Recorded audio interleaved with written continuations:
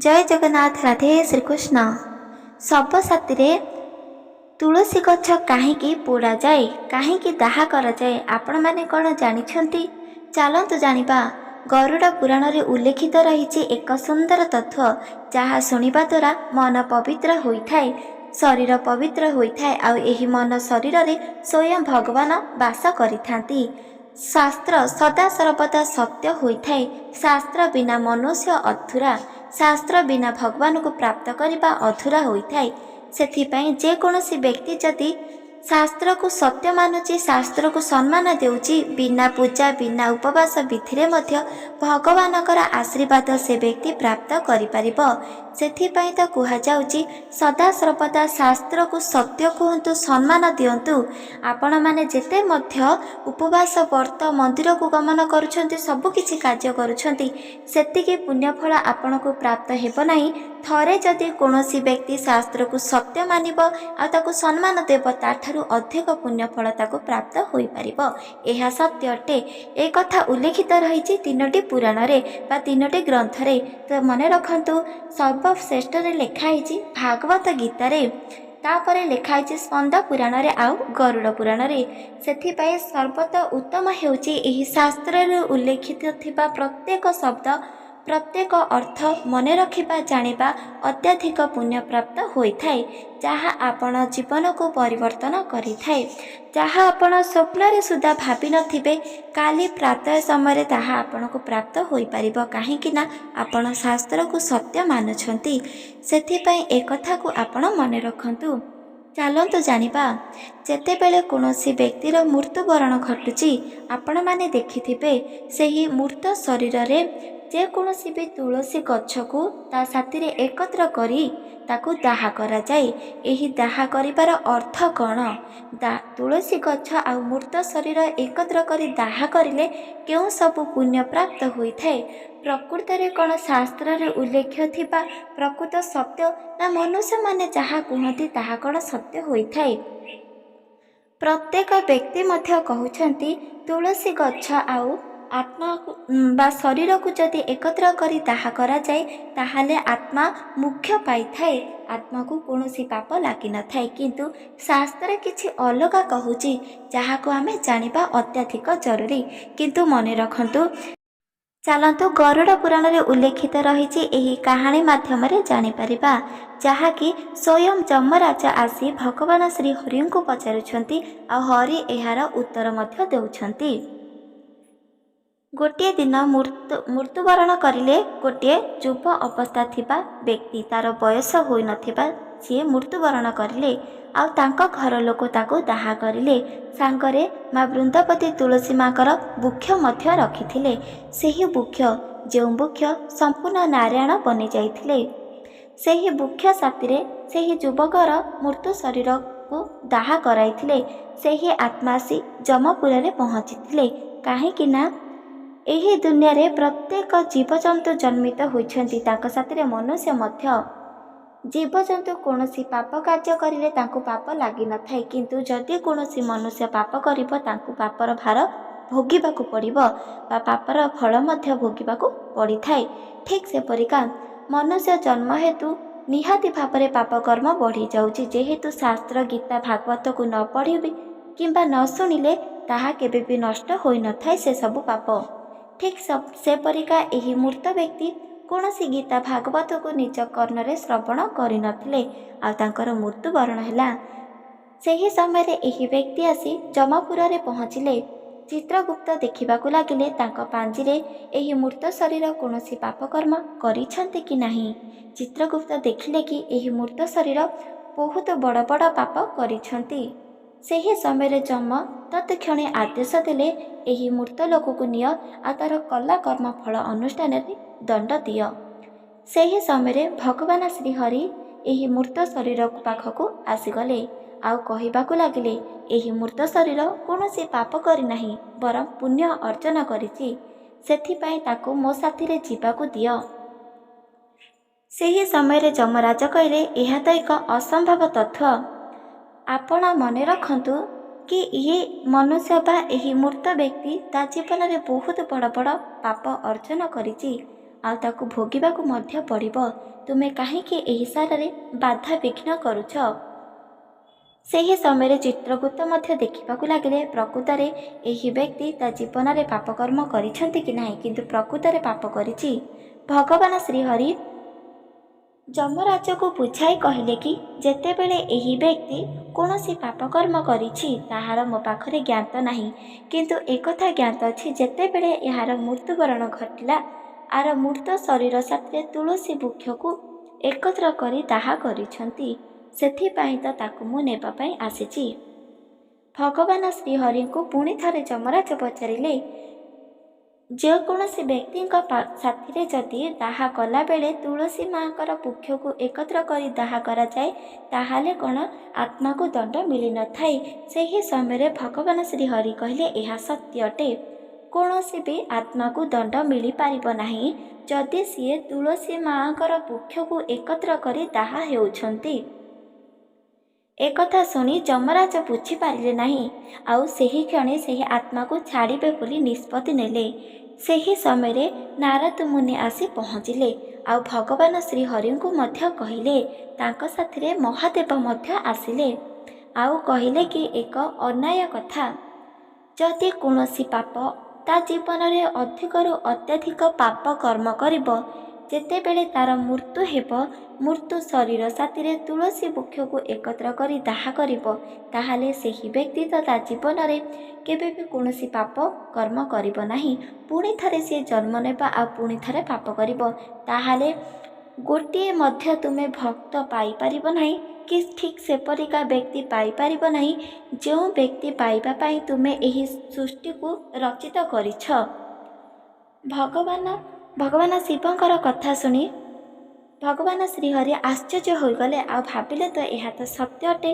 ଯଦି ମୁଁ ସମସ୍ତଙ୍କୁ ଠିକ୍ ଏପରି କ୍ଷମା କରିଦେବି ତାହେଲେ ଦୁନିଆରେ ଅଧିକରୁ ଅତ୍ୟଧିକ ପାପ କରିବେ, କୌଣସି ବ୍ୟକ୍ତି ମଧ୍ୟ ପୁଣ୍ୟ କରିପାରିବେ ନାହିଁ। କିନ୍ତୁ ଏକଥା ସେତେବେଳେ ଥିଲା ଯେତେବେଳେ ପ୍ରତ୍ୟେକ ବ୍ୟକ୍ତି ଏକଥାକୁ ଜାଣିଥିଲେ କି ମୃତ ବ୍ୟକ୍ତିଙ୍କ ସାଥିରେ ତୁଳସୀ ବୃକ୍ଷକୁ ଏକତ୍ର କରି ଯଦି ଦାହ କରାଯାଏ ତାହେଲେ ସେହି ବ୍ୟକ୍ତିର ଆତ୍ମା ମୁକ୍ତି ପାଇଥାଏ, କିନ୍ତୁ ଏହା ସମ୍ପୂର୍ଣ୍ଣ ମିଥ୍ୟା। ପୁଣି ଥରେ ଭଗବାନ ଶ୍ରୀହରି ଏକଥା ରଚିତ କରିଲେ କି ଏକଥା ଉଲ୍ଲେଖ ରହିଛି ଗରୁଡ଼ ପୁରାଣରେ, ଯେଉଁ ବ୍ୟକ୍ତିର ମୃତ୍ୟୁବରଣ ଘଟିବ ସିଏ ତ ନିଶ୍ଚିତ ଭାବରେ ତୁଳସୀ ବୃକ୍ଷ ସାଥିରେ ଦାହ କରାଯିବ। ମୃତ ଶରୀର ଆଉ ତୁଳସୀ ବୃକ୍ଷ ଏକତ୍ର କରି ଦାହ କରାଯିବ, ତାହେଲେ ତାର ପୁରା ଶରୀର ପବିତ୍ର ହୋଇଯିବ, କୌଣସି ବି ଅପବିତ୍ର ରହିପାରିବ ନାହିଁ, ସବୁକିଛି ପାପକର୍ମ ସେହି ଜୁଇରେ ନଷ୍ଟ ହୋଇଯିବ। କିନ୍ତୁ ଏହାକୁ ଅସତ୍ୟ କରାଗଲା। ଏମିତି ହେଲେ ଦିନକୁ ଦିନ ପାପକର୍ମ ବଢ଼ିବାକୁ ଲାଗିବ, ଅଧର୍ମରେ ପ୍ରତ୍ୟେକ ବ୍ୟକ୍ତି ଚାଲିବେ ଆଉ ପାପକର୍ମକୁ ସଦାସର୍ବଦା କରୁଥିବେ, ପୁଣ୍ୟକର୍ମକୁ ଆଉ ଧର୍ମକୁ ମଧ୍ୟ ଭୁଲିଯିବେ, ମିଥ୍ୟା ବଚନ କହିବେ ଆଉ ସମସ୍ତଙ୍କର ହତ୍ୟା ମଧ୍ୟ କରିବେ। ସେଥିପାଇଁ ମହାଦେବ ପୁଣି ଥରେ ଭଗବାନ ଶ୍ରୀହରିଙ୍କୁ କହିଲେ, ଆମେ ଏକ ନୂଆ ନିୟମ କରିବା, ଯେମିତିକା ଯେକୌଣସି ବ୍ୟକ୍ତି ଯଦି ଧର୍ମରେ ଥିବ, ସତ୍ୟରେ ଥିବ, ଆଉ ପୂଜା ପାଠ ଜପ ତପ ଭଗବାନ ପୂଜା ନୀତି ସବୁକିଛି କର୍ମ କରୁଥିବ, ଠିକ୍ ଭାବରେ ତାର ପାପଠାରୁ ଅଧିକ ପୁଣ୍ୟ ମାତ୍ରା ଅଧିକ ଥିବ, ସେହି ବ୍ୟକ୍ତି ଯଦି ମୃତ୍ୟୁବରଣ କରୁଛି ତାର ଆତ୍ମା ତା ଶରୀର ଆଉ ମା ବୃନ୍ଦାବତୀ ତୁଳସୀ ମାଙ୍କର ବୃକ୍ଷ, ନାରାୟଣ ହୋଇଥିବା ବୃକ୍ଷକୁ ଏକତ୍ର କରି ଯଦି ଦାହ କରାଯାଏ ତାହେଲେ ସେହି ବ୍ୟକ୍ତିକୁ କୌଣସି ପାପ ଲାଗିପାରିବ ନାହିଁ। ଅଧିକ ପୁଣ୍ୟ ଥିବାର ମା ତୁଳସୀ ମାଙ୍କୁ ଏକତ୍ର କରି ଦାହ କରିବାର ସବୁକିଛି ପାପ ନଷ୍ଟ ହୋଇଥାଏ। ସେଥିପାଇଁ ସେହି ବ୍ୟକ୍ତିଙ୍କୁ କୌଣସି ପାପ କର୍ମ ନଥାଏ କି ଯମପୁରରେ ମଧ୍ୟ ତାକୁ ଦଣ୍ଡ ମିଳିପାରିବ ନାହିଁ, ଏ କଥା ଉଲ୍ଲେଖିତ କରାଗଲା। ଆଉ ଯେକୌଣସି ପାପୀ ତା ଜୀବନରେ ବହୁତ ପାପ କରୁଥିବ, ଅଧର୍ମରେ ଚାଲୁଥିବ, ପ୍ରତ୍ୟେକ ବ୍ୟକ୍ତିକୁ କ୍ରନ୍ଦନ କରାଉଥିବ, ସମସ୍ତଙ୍କୁ କଷ୍ଟ ଦୁଃଖ ଦେଇଥିବ, ସେହି ବ୍ୟକ୍ତି ପୁଣ୍ୟ ନୁହେଁ ବରଂ ପାପ ଅର୍ଜନ କରିଥିବ, ପୁଣ୍ୟଠୁ ଅଧିକ ପାପ ମାତ୍ରାରେ ଥିବ। ସେହି ବ୍ୟକ୍ତି ଯେତେବେଳେ ମୃତ୍ୟୁବରଣ କରିବ ବା ମୃତ୍ୟୁବରଣ ହୋଇଯିବ, ସେହି ସମୟରେ ଯଦି କୌଣସି ବ୍ୟକ୍ତି ତା ମୃତ ଶରୀର ଆଉ ନାରାୟଣ ହୋଇଥିବା ମା ତୁଳସୀ ମାଙ୍କର ବୃକ୍ଷକୁ ଏକତ୍ର କରି ଯଦି ଦାହ କରାଯିବ, ତାହେଲେ ମଧ୍ୟ ସେହି ମୂର୍ତ୍ତ ଶରୀରର ଆତ୍ମା କେବେ ବି ଶାନ୍ତି ହୋଇପାରିବ ନାହିଁ। ଠିକ୍ ଏପରିକା ଉଲ୍ଲେଖିତ କରାଗଲା। ଏକଥା ଉଲ୍ଲେଖିତ ରହିଛି ଗରୁଡ଼ ପୁରାଣରେ। ଭଗବାନ ଶ୍ରୀହରି ନାରଦ ମୁନି ମଧ୍ୟ ବହୁତ ଖୁସି ହେଲେ, ଆଉ ସେ ସମୟରେ କହିଲେ, ଏହା ଏକ ସତ୍ୟ ବଚନ। ହେ ପ୍ରଭୁ, ଯଦି ଦୁନିଆରେ ଏପରି ନିୟମ ନ ରଖାଯିବ ତାହେଲେ ମନୁଷ୍ୟମାନେ ତାଙ୍କର ଭୁଲ କେବେ ବି ସୁଧାରିବେ ନାହିଁ, ଆଉ ତାଙ୍କେ ପାପକର୍ମ ମଧ୍ୟ କରିବେ। ସେହି ଅନୁଷ୍ଠାନ ଯାଇ ଯେକୌଣସି ବ୍ୟକ୍ତିର ମଧ୍ୟ ମୃତ୍ୟୁବରଣ ଘଟୁ, ମା ବୃନ୍ଦାବତୀ ତୁଳସୀ ମା ସାଥିରେ ଦାହା ହେଉ, କିନ୍ତୁ ତାଙ୍କର ପାପକର୍ମ କରିଥିବା କର୍ମଫଳ ଅନୁଷ୍ଠାନରେ ତାଙ୍କୁ ଦଣ୍ଡ ନିହାତି ଭାବରେ ଭୋଗିବାକୁ ପଡ଼ିବ। ସେଥିପାଇଁ ତ ପ୍ରତ୍ୟେକ ବ୍ୟକ୍ତି, ଯେକୌଣସି ବ୍ୟକ୍ତି ମଧ୍ୟ ମୃତ୍ୟୁବରଣ କରୁଛନ୍ତି, ଗ୍ରାମରେ ବା ଗାଁ ମାନରେ ଅଧିକାଂଶ ଲୋକ ତାକୁ ନେଇ ଦାହା କରୁଛନ୍ତି। ଆଉ ତା ସାଥିରେ ତୁଳସୀ ବୃକ୍ଷ ଅର୍ଥାତ୍ ଯେଉଁ ବୃକ୍ଷ ନାରାୟଣ ହୋଇଯାଇଥିବ, ସେହି ବୃକ୍ଷକୁ ନେଇ ତୁଳସୀ ମାଙ୍କର ସେହି ବୃକ୍ଷ ନେଇ ମୃତ୍ୟୁବରଣ ଶରୀର ସାଥିରେ ଦାହା କରୁଛନ୍ତି କି ତାଙ୍କର ଆତ୍ମା ମୁକ୍ତି ପାଇଥାଏ। କିନ୍ତୁ ଏହା ଅସତ୍ୟ ଅଟେ।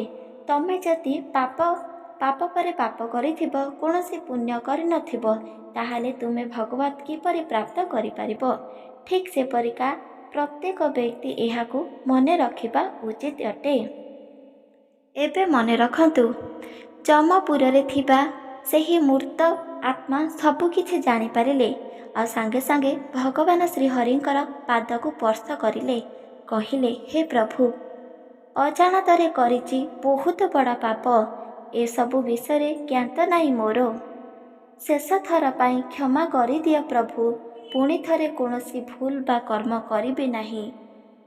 ହେ ପ୍ରଭୁ, ମୁଁ ଯେତେବେଳେ ପର୍ଯ୍ୟନ୍ତ ଏହିଠାରେ ଥିବି କେବଳ ଆପଣଙ୍କର ନାମ ଜପ କରିବି ଆଉ ଧର୍ମ ମାର୍ଗରେ ଯିବି। ଦୟାକରି ମୋତେ କ୍ଷମା କରିଦିଅ ପ୍ରଭୁ। ଶେଷ ଥର ପାଇଁ ମୋତେ ପୁଣି ଥରେ ଏକ ମନୁଷ୍ୟ ଜନ୍ମରେ ଜନ୍ମିତ ଦିଅ, ଆଉ ସେ ଜନ୍ମରେ କେବଳ ମୁଁ ତୁମର ନାମ ହିଁ କୀର୍ତ୍ତନ କରିବି, ଜପତପ କରିବି, କୌଣସି ପାପ ଅଧର୍ମରେ ଯିବି ନାହିଁ। ଭଗବାନ ଶ୍ରୀହରିଙ୍କର ଚରଣକୁ ସ୍ପର୍ଶ କରିଲେ।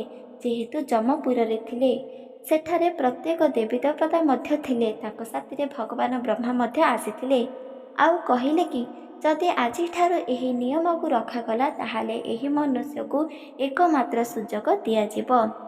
ସେହି ସୁଯୋଗରେ ପୁଣି ଥରେ ଏକ ନିୟମ ରଚା ହେବ।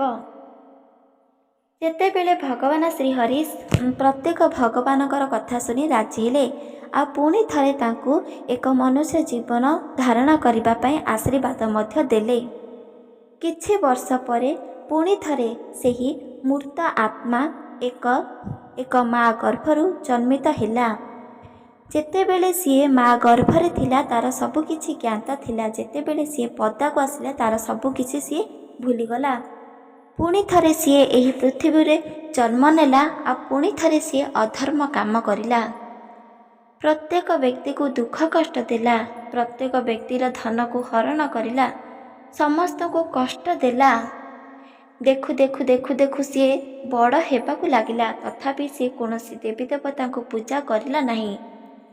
ପୁଣି ଥରେ ତାର ବୃଦ୍ଧା ଅବସ୍ଥା ଆସିଲା, ଆଉ ପୁଣି ଥରେ ତାର ମୃତ୍ୟୁବରଣ ହୋଇଗଲା। ସେହି ସମୟରେ ତାର ଆତ୍ମା ପୁଣି ଥରେ ଦାହା ହେଲା, ଆଉ ଯମପୁରକୁ ସିଏ ପୁଣି ଥରେ ଆସିଲା।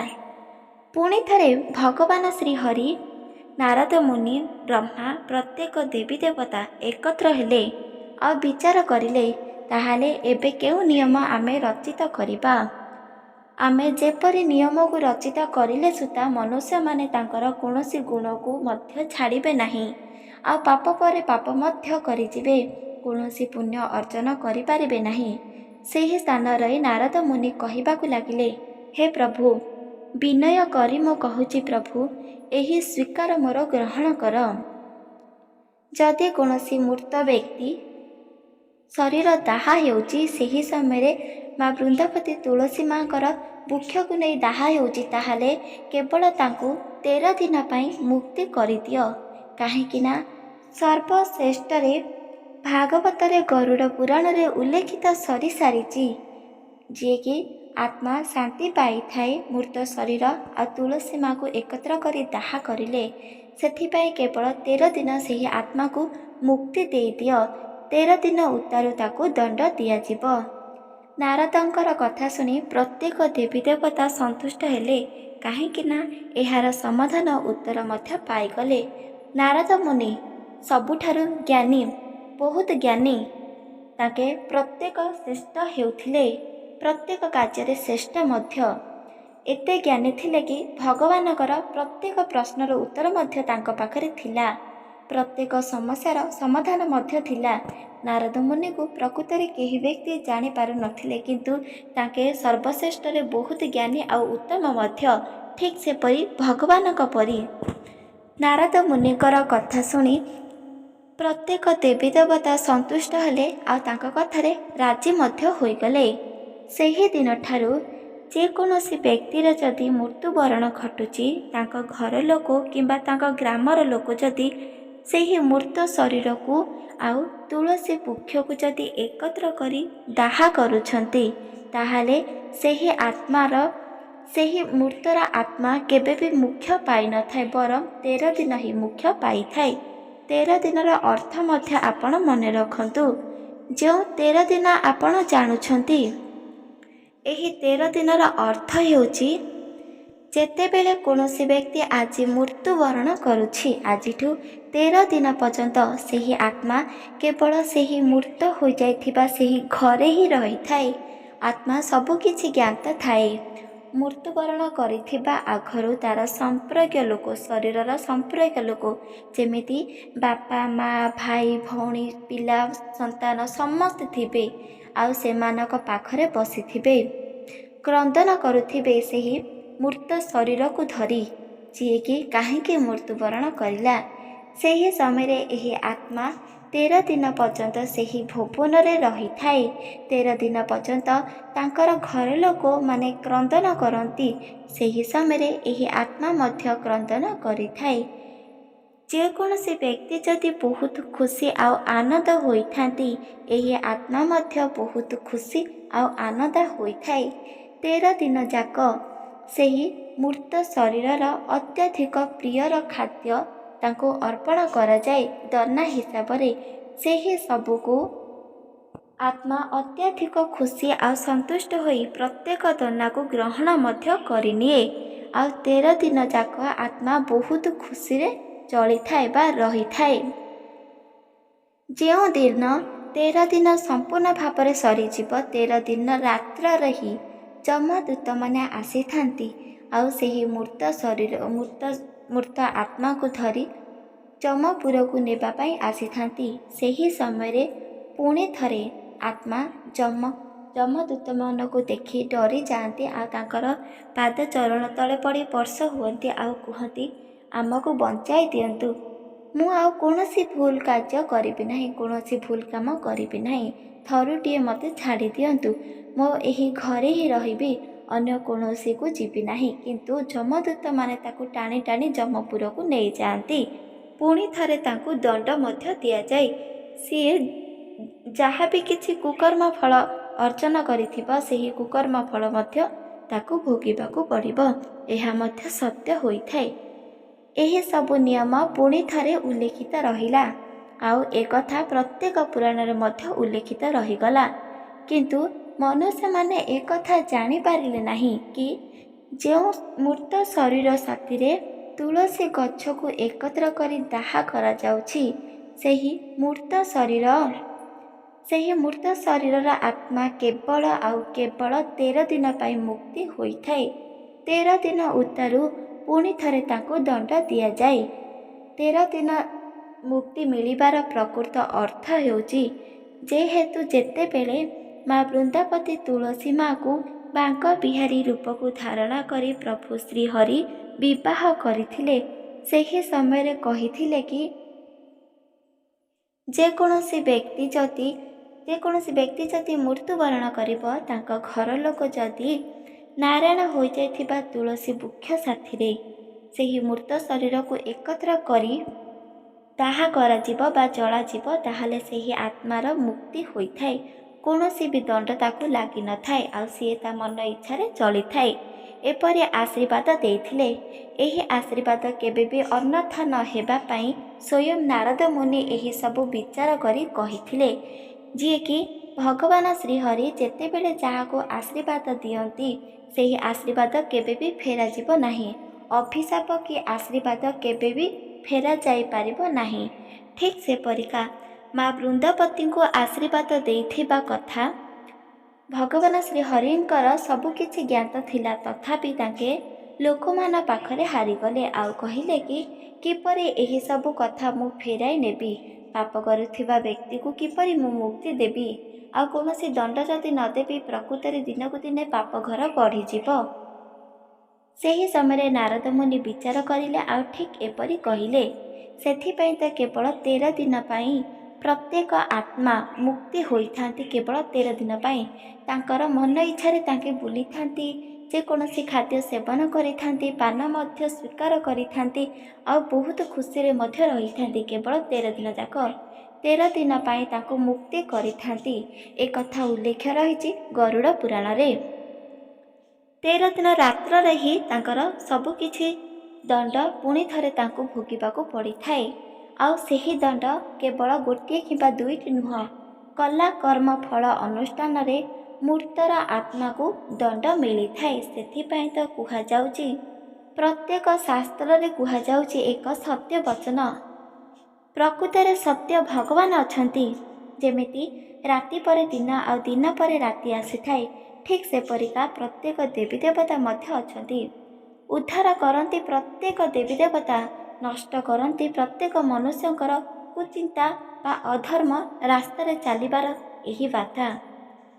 ସେଥିପାଇଁ ତ ପ୍ରତ୍ୟେକ ମନୁଷ୍ୟଙ୍କ ପାଖରେ ଦୁଇଟି ବାଟ ଅଛି। ଗୋଟିଏ ବାଟ ହେଉଛି ଧର୍ମ, ସଦାସର୍ବଦା ସତ୍ୟ ଆଉ ଭଲ କର୍ମ। ଯେଉଁ ରାସ୍ତାରେ ଗଲା ମାତ୍ରେ କେବଳ କ୍ଷଣ କ୍ଷଣରେ ଭଗବାନଙ୍କୁ ହିଁ ପ୍ରାପ୍ତ କରିପାରିବ, ସେହି ରାସ୍ତା ବହୁତ କଷ୍ଟ ହୋଇଥାଏ କିନ୍ତୁ ବହୁତ ଉତ୍ତମ ହୋଇଥାଏ। ଯଦି ଭଗବାନ ଆଡ଼ୁ ଯଦି ଆପଣ ଗୋଟେ ପାଦ କାଢ଼ିବେ, ତାହେଲେ ଭଗବାନ ସ୍ୱୟଂ ଆପଣ ହସ୍ତକୁ ଧରି ନିଜଆଡ଼େ ଟାଣିଦେବେ।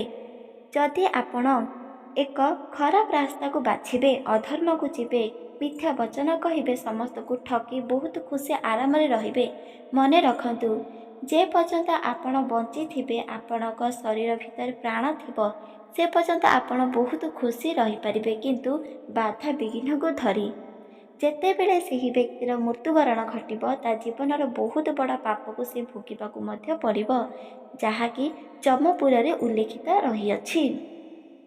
ଯମପୁରରେ 84ଟି ଦଣ୍ଡ ରହିଛି। ଯିଏ ଯେମିତିକା କୁକର୍ମ ଅର୍ଜନ କରିବ ବା ପାପ କର୍ମ କରିବ, ତାକୁ ଠିକ୍ ସେପରିକା ଦଣ୍ଡ ମିଳିବ।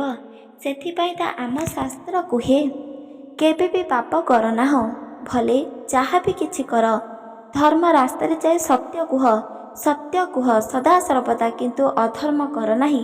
କାହାକୁ ଲୁଚି କାହାକୁ ଲୁଟନ୍ତୁ ନାହିଁ। ଏହା କରିବା ଦ୍ୱାରା ବହୁତ ବଡ଼ ପାପ ଲାଗିଥାଏ। ଏହା ସତ୍ୟ ବଚନ। ଶାସ୍ତ୍ର ଏକମାତ୍ର ଯାହା ଆମକୁ ମନୁଷ୍ୟ ଭାବରେ ମଣିଷଟିଏ ଗଢ଼ାଇପାରେ। ବାପା ମା ଯେମିତି ଆମ ପାଇଁ ଶ୍ରେଷ୍ଠ, ଠିକ୍ ସେପରିକା ଶାସ୍ତ୍ର ମଧ୍ୟ ଆମ ପାଇଁ ଶ୍ରେଷ୍ଠ। କାହିଁକି ନା ପ୍ରତ୍ୟେକ ଦେବୀ ଦେବତା ଆମକୁ ସ୍ୱୟଂ ଆସି ପ୍ରତ୍ୟେକ ରାସ୍ତା ଦେଖାଇ ନାହାନ୍ତି। ଆମେ କୌଣସି ରାସ୍ତାରେ ଗଲେ ଆମର ମଙ୍ଗଳ ହେବ, କୌଣସି ରାସ୍ତାରେ ଗଲେ ଆମର ଅମଙ୍ଗଳ ହେବ, ଆମକୁ କହିନାହାନ୍ତି। ଆମେ ପ୍ରତ୍ୟେକ ପ୍ରଶ୍ନ ଭଗବାନଙ୍କ ପାଖରେ କହିଥାଉ। ଆମର ହସ ଖୁସି ଦୁଃଖ କଷ୍ଟ ରାଗ ସବୁକିଛି ଆମେ ଭଗବାନ ପାଖରେ କହିଥାଉ, କିନ୍ତୁ ଭଗବାନ ଆଡ଼ୁ ଗୋଟେ ବି ଉତ୍ତର ଆସିନଥାଏ। ଏହାର କାରଣ ଜାଣିଛନ୍ତି? ଏହାର ପ୍ରକୃତ କାରଣ ହେଉଛି ଭଗବାନ ସ୍ୱୟଂ ତାଙ୍କେ ଯେକୌଣସି ଶାସ୍ତ୍ର ମାଧ୍ୟମରେ ଆମର ଉତ୍ତର ପଠାଇ ଦିଅନ୍ତି। କେବଳ ଆମକୁ ଶାସ୍ତ୍ର ନିଜ କର୍ଣ୍ଣରେ ଶ୍ରବଣ କରିବାର ଅଛି, ନହେଲେ ନିଜେ ପଢ଼ିବାର ଅଛି। ପଢ଼ିଲେ ଯେତିକି ପୁଣ୍ୟ ମିଳିଥାଏ, ଶୁଣିବା ଦ୍ୱାରା ତାଠାରୁ ଅଧିକ ପୁଣ୍ୟ ମିଳିଥାଏ। କାହିଁକି ନା ପଢ଼ିଲେ ସେତିକି ଜ୍ଞାତ ନଥାଏ, ଶୁଣିଲେ ଅତ୍ୟଧିକ ଜ୍ଞାତ ଥାଏ ଆଉ କାର୍ଯ୍ୟ କରିବା ପାଇଁ ଇଚ୍ଛୁତ ହୋଇଥାଏ। ସେଥିପାଇଁ ପଢ଼ିବା ଦ୍ୱାରା ଶୁଣିଲେ ଅଧିକରୁ ଅଧିକ ପୁଣ୍ୟ ପ୍ରାପ୍ତ ହୋଇଥାଏ। ଏହା ସତ୍ୟଟେ। ଆପଣମାନଙ୍କୁ ଏହି ଗରୁଡ଼ ପୁରାଣ କଥା କିପରି ଲାଗିଲା କମେଣ୍ଟ ମାଧ୍ୟମରେ ନିହାତି ଭାବରେ କହିବେ। ମନେ ରଖନ୍ତୁ, ଶାସ୍ତ୍ର ଏକ ସତ୍ୟ ଅଟେ। शास्त्र द्वारा जदि आपण चलिबे ताहाले मनुष्य जीवन में कौनसी भी बाधाविघ्न आसीब नाही, कौनसी दुख कष्ट मध्य स्पर्श करिपारिब नाही। एक सत्य वचन शास्त्र आम जीवन को संपूर्ण भाव में बदलाई दिए। शास्त्र नथिले मनुष्य एक तुच्छ होइथाए बा शून्य होइथाए। सेथिपाई भगवान को जेपरि आपण अंध परि विश्वास करुछंती, शास्त्र को मध्य सम्मान दे देखंतु। आपणकर गोटी गोटी करी गोटे मनस्कामना पूरण हो पारिब। यह सत्य। आपण मानकु एही गरुड़ पुराणकर कथा बा मूर्त शरीर आउ माँ वृंदावती तुलसी माँकर एही सुंदर तथ्य आपण मानकु किपरि लागिला कमेंट माध्यम निहाती भाव में जणाई पारिबे। जदि प्रकृत में शास्त्र को निजर सत्य बोली मानुछंती आ सम्मान देउछंती कमेंट राधे श्रीकृष्ण लिखिदेवे। आपण माने जदि आहुरी किछि एही गीता भागवत बा शास्त्र कथा जानिबा पाई चाहुचंती, जीवनर सबकिछि दुख कष्ट को अंत करबा पाई चाहुचंती, चैनल को सब्सक्राइब कर दियंतु, लाइक कर दियंतु, कमेंट कर दियंतु। रहुछि जय जगन्नाथ, जय माँ लक्ष्मी, जय श्रीकृष्ण। राधे राधे राधे राधे मो श्रीकृष्ण।